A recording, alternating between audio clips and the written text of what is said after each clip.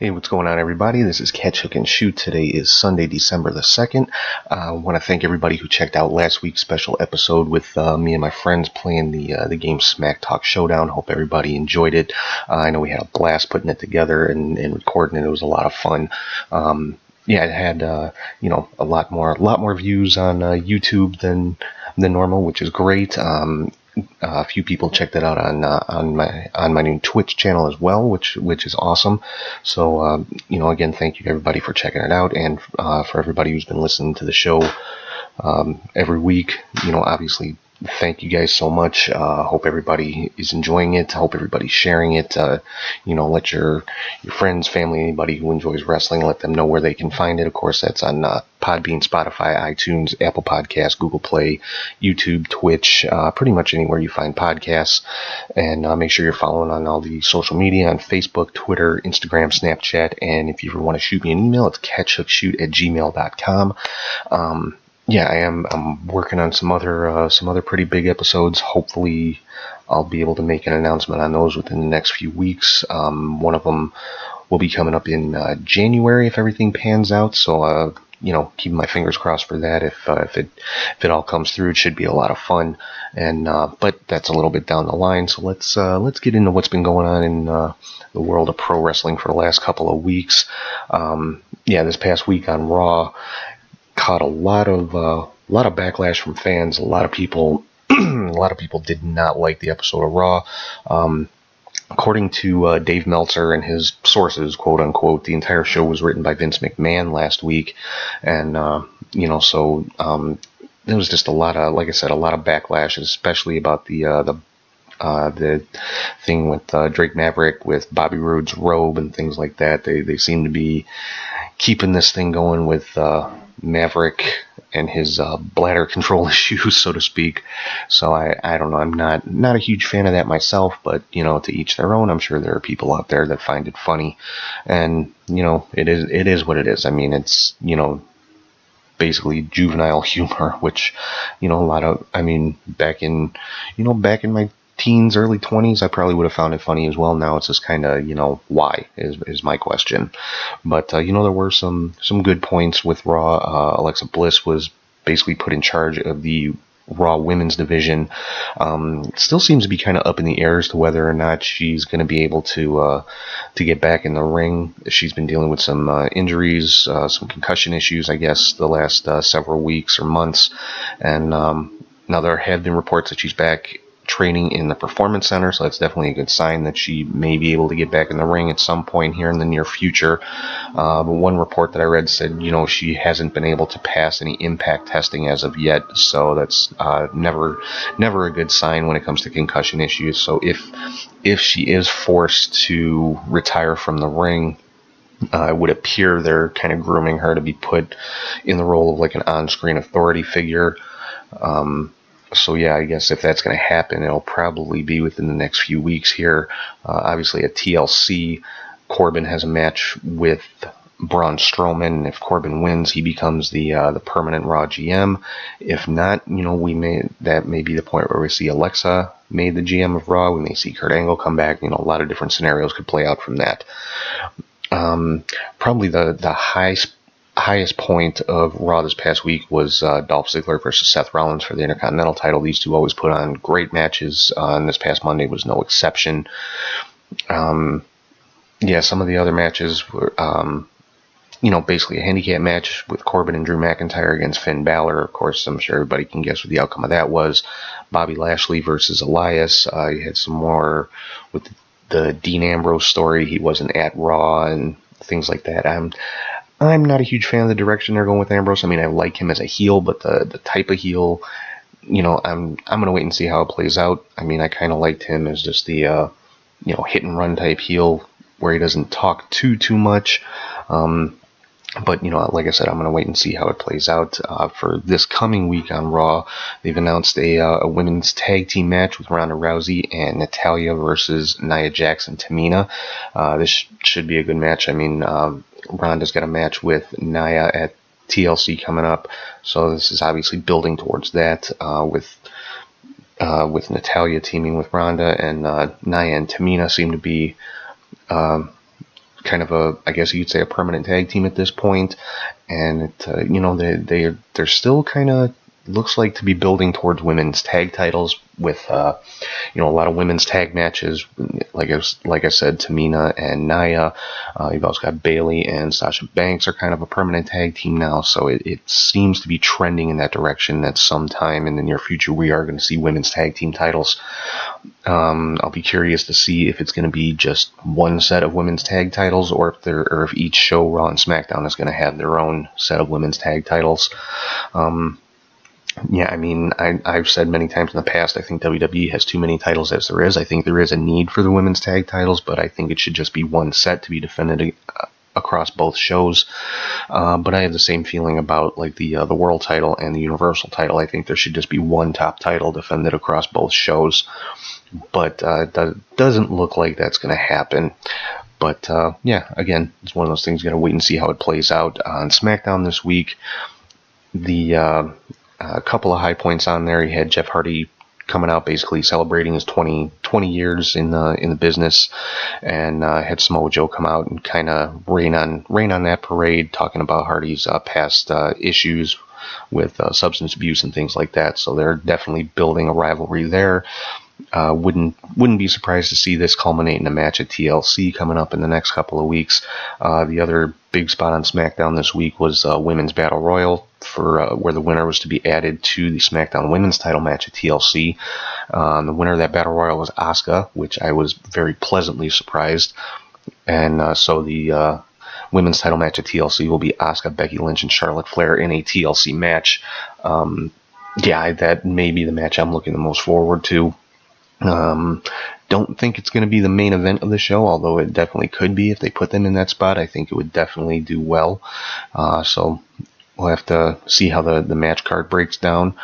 For NXT this week, the main event was Keith Lee versus Lars Sullivan. This was a fantastic match between these two big guys. Keith Lee does a lot of stuff that you wouldn't expect a man of his size to be able to do.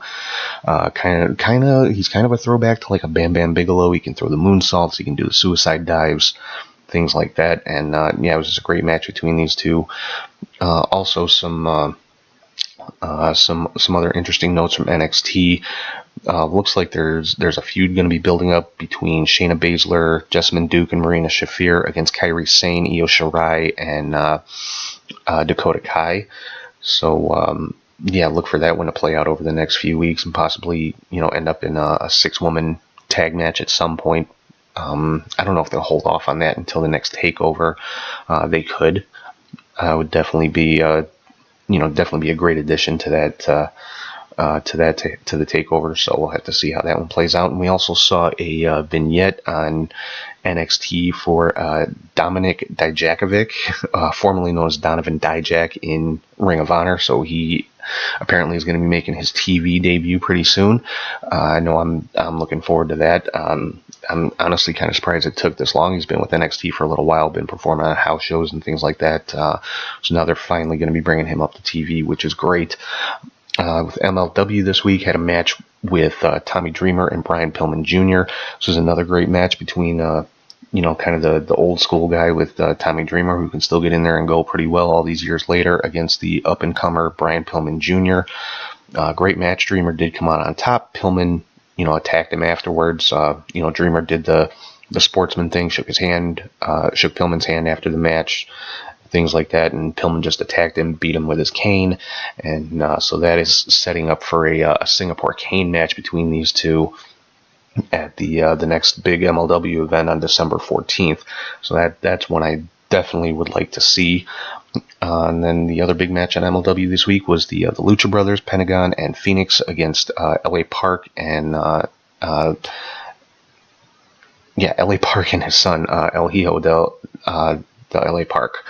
I'm sorry if I said that incorrectly. My pronunciation when it comes to Spanish is horrible, but basically LA Park and Son, we'll just say that.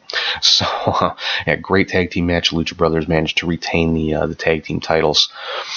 And so getting into some of the rumors and things floating around in the world of wrestling. As far starting off with Braun Strowman here, of course, I think everybody knows by now he's been taken off of TV after an attack from Baron Corbin, Drew McIntyre, and Dolph Ziggler, where they apparently shattered his elbow, quote unquote. Of course, his elbow is actually injured, although not to the extreme that they portrayed it on television. He's got some bone spurs in his elbow they needed to have removed. It was basically a laparoscopic procedure where, minimally invasive, just to kind of clean it out and give him some better range of motion and alleviate some pain. So it's, whereas a shattered elbow would obviously take months to recover from, this is something that, it's about a 4-week recovery time, so he more than likely will be at the TLC pay-per-view. And it's the same thing like the last time he had a minor injury. They played it up on TV to be much worse, so that when he came back relatively quickly, he kind of gave the that superhuman vibe. So this is along the same lines as that. So he he will be at TLC for his match against Baron Corbin. As I said before, Alexa Bliss apparently has been back training at the Performance Center, so that's definitely a good sign for her that she will probably be able to get back into the ring at some point in the future, which to me is very good. Alexa Bliss honestly is the top women's heel right now. She plays that part to a T, and I know that a lot of people for some reason get really down on her on social media about her wrestling ability and things like that. I think she's very good in the ring. I'm not going to say she's the best wrestler in the world, but she's, she can hold her own. And, for somebody of her size, I mean, obviously, you look at her and then you look at somebody like Nia Jax, or even, somebody like Ronda Rousey. Alexa is definitely on the smaller side, but she can get in that ring and have a decent match with pretty much anybody and make it look believable. She uses the typical underhanded heel tactics for winning or for retaining her title when she's champion. And like I said, I think right now, as far as the women's division goes, she is the best heel that they have. So I'm really hoping that she is able to get back in the ring at some point. Another interesting note for some from a social media standpoint, it looks like Matt Hardy is kind of throwing his hat in the ring to be the next general manager of Raw, because obviously I don't think Baron Corbin's going to be the GM forever. I'll go on record and say more than likely I think he's going to lose to Braun Strowman at TLC and lose his spot as the interim GM. So I think the GM position would be great for Matt Hardy. I mean, creatively, he's got one of the best minds in the WWE right now, and I think if they didn't take advantage of that, it would be a huge mistake. So, yeah, I'm definitely on board for Matt Hardy possibly being your next Raw GM after Corbin is ousted, so to speak. On the SmackDown side, obviously one of the biggest stories the last couple weeks has been Daniel Bryan's heel turn. I wasn't a huge fan of Daniel Bryan the last time he played the role of the heel. But the way that he's going about it now, the personality that he is showing and things like that, I'm definitely liking it. I'm liking the direction that they're going with him. I love the fact that they put the title on him and the way that he won the title. It's just like he's sick of playing the good guy. He's sick of pandering to the fans. And, I think he, this rivalry with him and AJ can be carried out for quite a while. I'd be surprised if it didn't at least go until the Royal Rumble. I'd be very surprised. And then, to see who his WrestleMania opponent would be if they still have the championship on him at that point.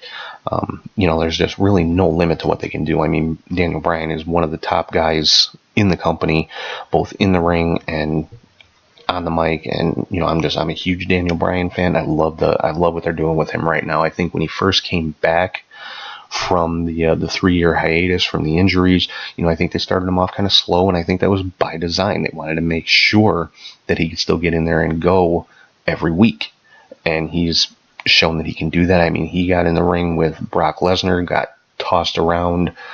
That I think was the ultimate test to see if his body could handle being back in the ring. And as far as I could see, he passed it with flying colors. He had a great match with Brock Lesnar. He had a believable match with Brock Lesnar. He took some abuse and then managed to get the upper hand for a little while and made it a match. It wasn't your typical Brock Lesnar squash match. So, I really, really like the direction they're going with Daniel Bryan right now. On the NXT UK side, they crowned their first UK Women's Champion, and that was Rhea Ripley. She defeated Toni Storm in the final of the UK Women's Tournament. Then moving on to the NXT on the US side, actually I already talked about that, and kind of related to NXT anyway. Lars Sullivan has been being advertised on both Raw and SmackDown to be making his debut sometime soon, and it looks like they're starting a pretty good build on him. Looks like they're going to try to make it look like there's kind of a bidding war between Raw and SmackDown, between Shane McMahon and Stephanie McMahon, or between the GMs, Paige and Corbin, or whoever the Raw GM might be after TLC. And by all accounts, Sullivan is going to be getting a huge push right out of the gate. So, hopefully, obviously he was a dominant monster heel in NXT for quite a while there. Never held the NXT Championship, had some championship matches against Aleister Black. And, just barely lost. And, so, he could definitely be a huge force on either of the main roster shows. Personally, I'd like to see him go to Raw. That's where you tend to see your bigger monster type guys like Brock Lesnar, like the Author's Pain, and things like that. So I think he would fit in better with the Raw roster rather than the SmackDown roster. SmackDown, I think you tend to see some of your smaller guys like AJ Styles, like like Daniel Bryan and things like that. I would love to see Finn Balor moved over to SmackDown because I think he would thrive there much more than he has been on Monday Night Raw.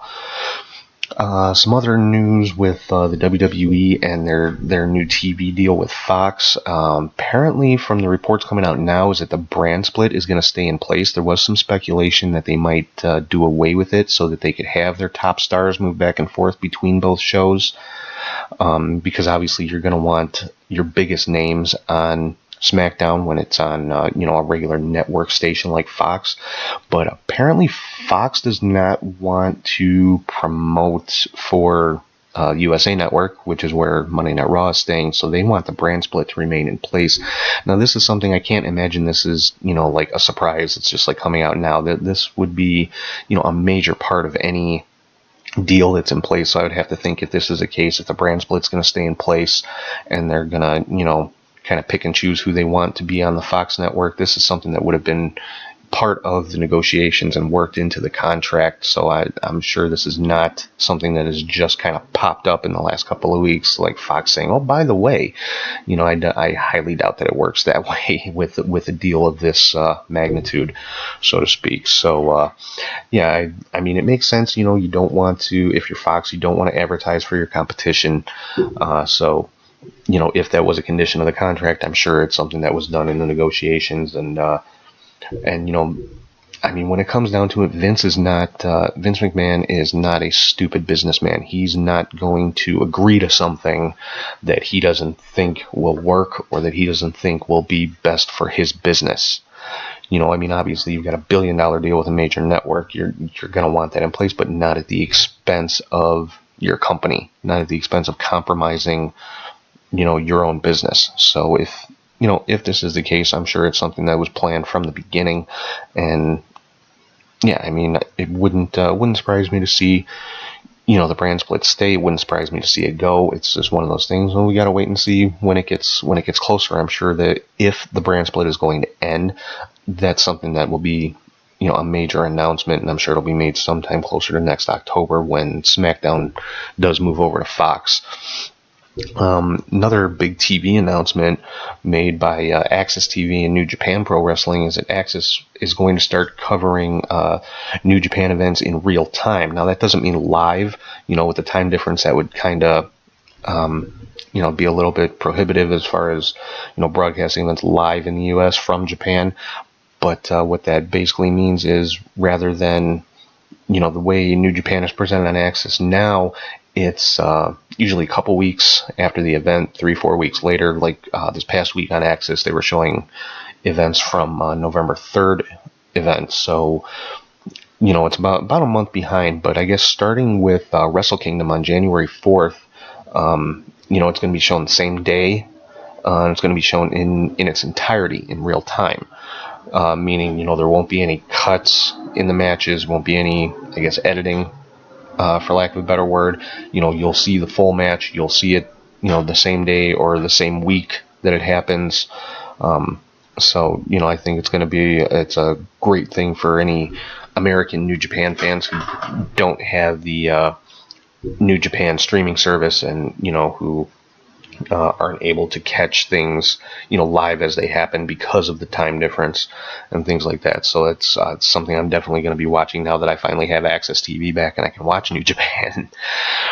Some news out of the UFC. There's a story going around that the Brock Lesnar Daniel Cormier fight possibly could be off, because apparently Dana White, and this is all rumors, internet writing, things like that. Apparently Dana White wants Cormier versus Jones to happen.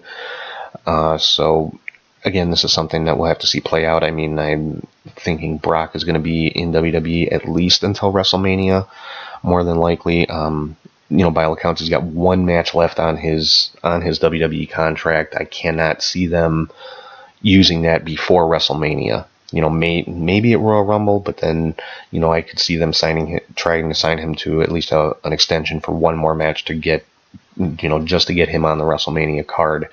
But, I think sometime, possibly within the next month or maybe within the next 4 months, Brock Lesnar will be dropping the Universal Championship again.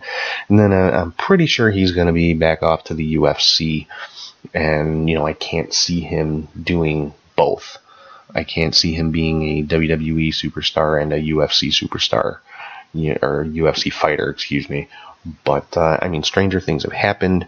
But, with UFC, you figure if he's going to go back to fighting in the UFC, that's, maybe every 3 months or so, which is usually about how often he pops up in WWE. So, it's feasible he could do both. But I don't know if, especially if he's able to win the UFC championship, I can't see Dana White allowing his top champion to participate in pro wrestling. I just can't see it. Hey, maybe he'll prove me wrong, but as it stands right now, I don't see it happening. I wouldn't expect to see it. Some more interesting internet stuff going on is the back and forth between Becky Lynch and Conor McGregor. Conor basically saying, "Hey, you ever need me backup? Just give me a call," and things like that. So, kind of planting seeds. I know there's been some interest from WWE in Conor McGregor. I think he'd fit right in. His level of trash talking and things like that, he would definitely fit in promo wise. Now, whether he'd be able to acclimate himself to the WWE style as far as wrestling goes, we'd have to wait and see on that. Ronda Rousey obviously took to the wrestling ring beautifully. It's been her promos that need some work, but that's something that can be taught and just gets better with time and practice. And the more comfortable she gets being in front of the fans like that. McGregor's already got the mic skills, so we'd have to see how his ring skills stack up. But I would definitely be curious to see what how that plays out. Moving on to some news from House of Hardcore. Of course, Tommy Dreamer's promotion. They had their Blizzard Brawl in Waukesha, Wisconsin last night. Willie Mack versus Sami Callihan for the Twitch TV title. Willie Mack is really turning out to be one of the top indie guys right now. Obviously he's always been a great wrestler, but he's the House of Hardcore TV champion. He's the NWA national champion. He is right up there at the top of the list as far as indie wrestlers right now. Also last night you had Tommy Dreamer versus Abyss and MVP versus Big Cass. They've got another show coming up on December the 8th at the old ECW Arena in Philadelphia. Got Bully Ray versus Joey Ryan, Tommy Dreamer versus PCO, who just signed a contract with Ring of Honor. Congrats to him. And you've got Willie Mack versus Shane Strickland and Nick Aldis versus Brian Cage. That is a match I would love to see. And then they've got a charity event December 15th in New Jersey. So a lot of stuff going on with House of Hardcore this coming month. For the NWA, they've announced Willie Mack's first national title defense against Samuel Shaw coming up on December the 9th. And as I just mentioned, PCO has signed with Ring of Honor, and so has Brody King. Both of them have signed with Ring of Honor. So it looks like Ring of Honor is trying to get some new talent under contract because of some changes possibly coming later this month, which I'll get into in a little bit here. Ring of Honor does have their Final Battle pay-per-view coming up on December the 14th.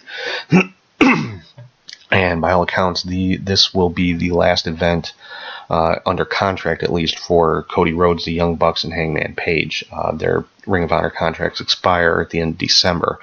Matches on that Final Battle card: we've got the Women of Honor World Championship, Sumi Sakai, Madison Rayne, Karen Q, and Kelly Klein.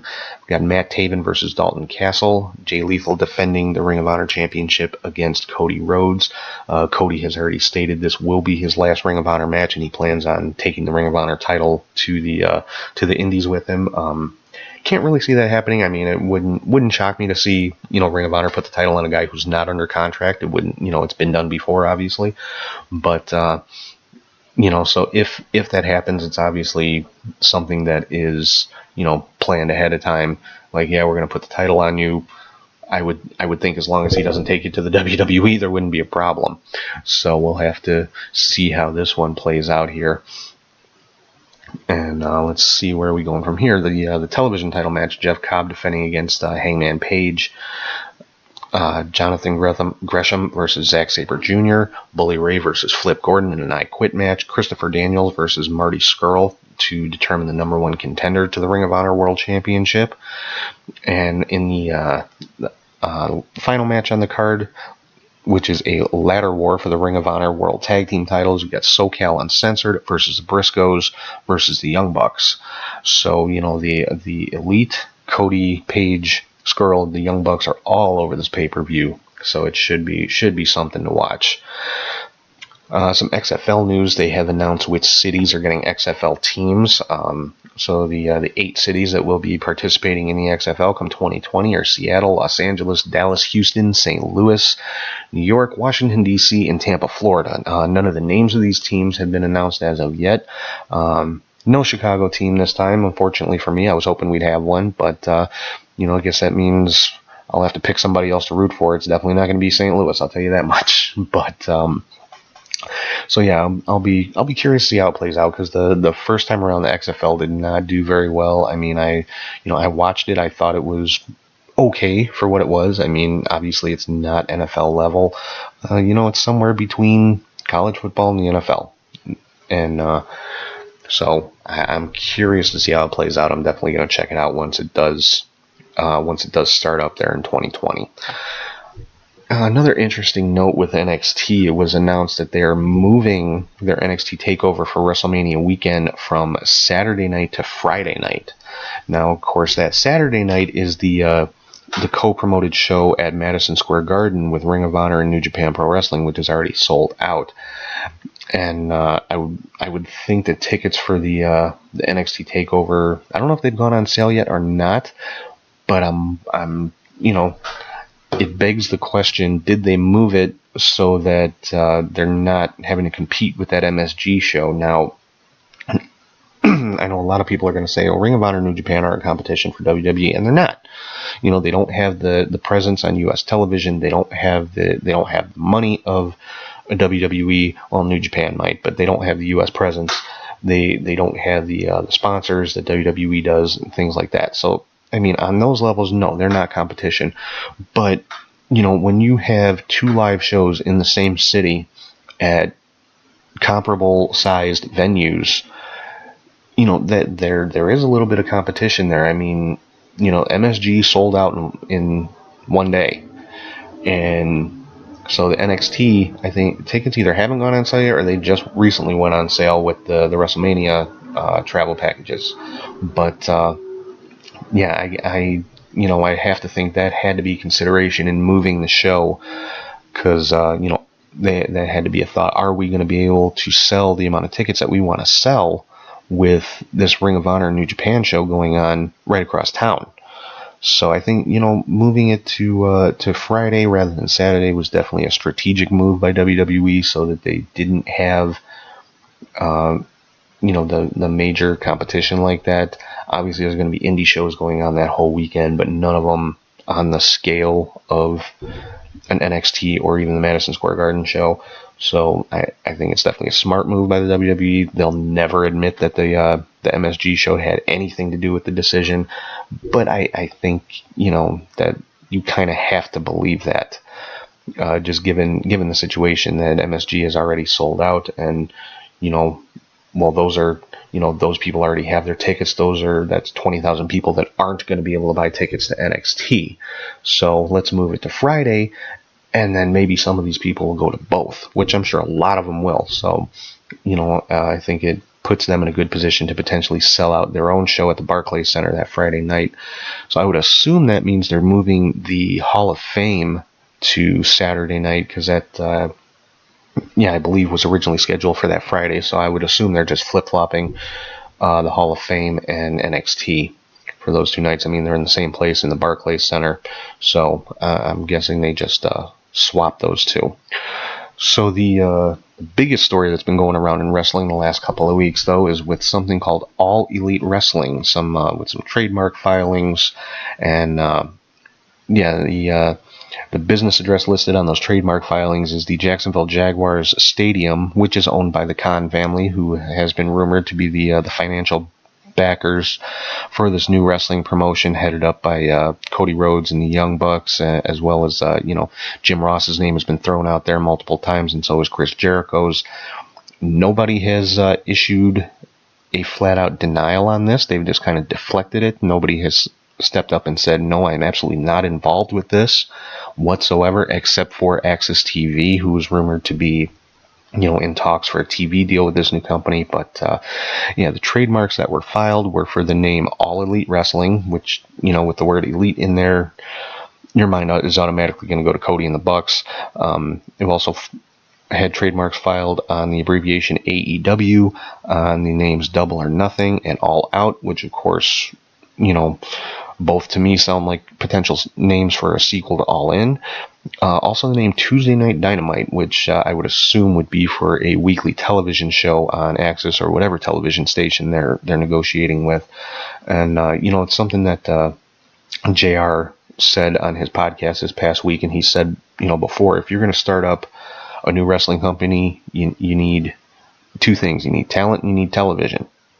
So, I mean, talent-wise, I don't think these guys would have any trouble signing some big names if they're available. I think the biggest thing is television. Now, by all accounts, there is ongoing negotiations with Access TV. Access has denied anything about it, but I mean, they wouldn't be able to talk about ongoing negotiations anyway. They wouldn't make any comment until there is an actual deal or contract in place. So, and maybe Access isn't the network that they're speaking to. Maybe it's a different network. Who knows? But with money from the Khan family backing this up, Cody and the Bucks and Hangman Page kind of hinting that their contracts are up at the end of the year. We're not re-signing. Kind of going to go off on their own. Same thing with Kenny Omega.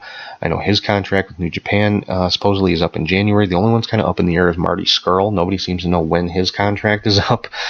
Jim Ross has stated several times that his contract with WWE is up in March.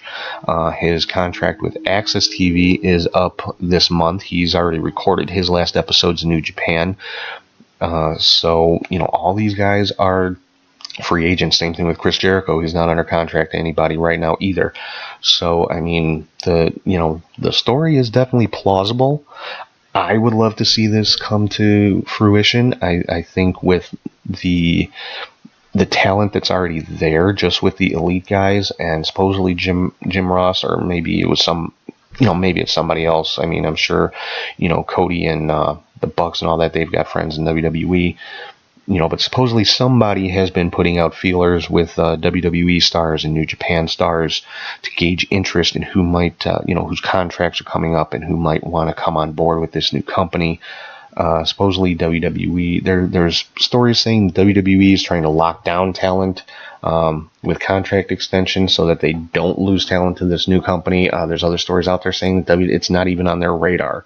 They're not even paying too much attention to it, which I can't believe that it's not on their radar, especially with the success of All In, especially with the financial backing that they supposedly have.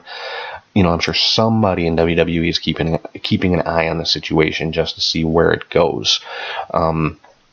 Another interesting note: CM Punk mentioned in an interview that he would be he would listen to an offer, quote unquote, from this new company, from All Elite Wrestling. So that I know got a lot of people's ears perked up when they read that CM Punk could potentially be back in the pro wrestling business within the next couple of years. Now, that doesn't necessarily mean he's going to be a wrestler. I mean, when it comes to pro wrestling, Punk can do pretty much anything.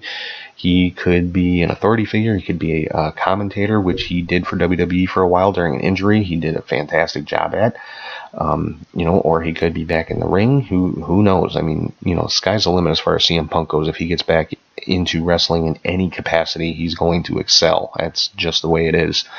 So, definitely the next year or so in pro wrestling is going to be very interesting, because by all accounts, this All Elite Wrestling wouldn't start up until 2020, which, sounds like a reasonable time frame to kind of get your talent signed, get your TV deal in place, get things promoted, possibly, maybe the first event under this AEW banner would be, a sequel to All In, whether it's called Double or Nothing or All Out or whatever it may be.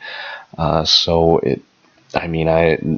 has a lot of people excited, myself included, but as I'm going to quote Dave Meltzer again from something he said on JR's podcast this week, at this point, it's just talk. I mean, it's serious talk. They've filed for trademarks on things like this, so they're, serious about wanting to do it. But until an announcement is made, an official announcement, that's all it is talk and rumors and things like that. Obviously, the Khan family is interested in doing this. They're the ones that have filed the, can't say it specifically by name, they're the ones that filed the trademarks, but whoever filed these trademarks did it from their business address at Jacksonville Jaguar Stadium. So, if we do see a sequel to All In this coming year, wouldn't surprise me to see it possibly in Jacksonville or somewhere in Florida, which, I was hoping to see it in Chicago again. Maybe they will, but, if that's going to be kind of their base of operations in Jacksonville, Florida, I'd expect to see their first major event in Jacksonville or somewhere in probably northern Florida. I don't think they'd go for Miami or something like that. If their home base is going to be in Jacksonville, I expect it to be somewhere in close proximity. So that's pretty much it. That's everything that's been going on these last couple weeks. Again, I want to say thanks to everybody who's been checking out the show.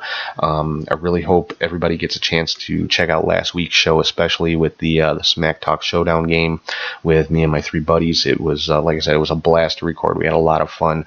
I hope everybody who has watched it enjoyed it. I hope you will, share it with your friends, family, anybody who's a wrestling fan. I'm really, really trying to build this show up and grow it into, as big as I can, honestly. And I can't do that without your help. I mean, word of mouth is the best advertising you can get. Love the show, hate the show. Hey, let me know, what can I do better? What can I do different? Leave me, questions, comments, anything. Like I said, I'm working on getting a couple of really, really big episodes put together for the next couple of months. Hopefully, I'll be able to make an official announcement here. I'm hoping within the next 2 weeks for at least one of those shows. But again, thank you to everybody who's been checking the show out on Podbean, Spotify, iTunes, Apple Podcasts, Google Play, YouTube, and Twitch, and pretty much anywhere you find your podcast. The only place I haven't been able to see the podcast is on Stitcher. I don't know why, but other than that, pretty much anywhere you find your podcast, you'll be able to search Catch, Hook, and Shoot, and show should pop right up. And again, please follow on social media at Facebook, Twitter, Instagram, Snapchat, on all of those. It's Catch, Hook, Shoot, and you'll be able to find it. Search Catch, Hook, Shoot, all one word. You'll be able to find it. And if you ever want to shoot me an email, you have any questions, comments, things you'd like to hear me talk about, any criticism, I can take it. Anything at all you'd like to say, it's catchhookshoot@gmail.com. And so I think that will pretty much wrap the show up for this week. Hope everybody has been having a good holiday season so far. And yeah, thank you again for listening and watching, and I will talk to you guys soon.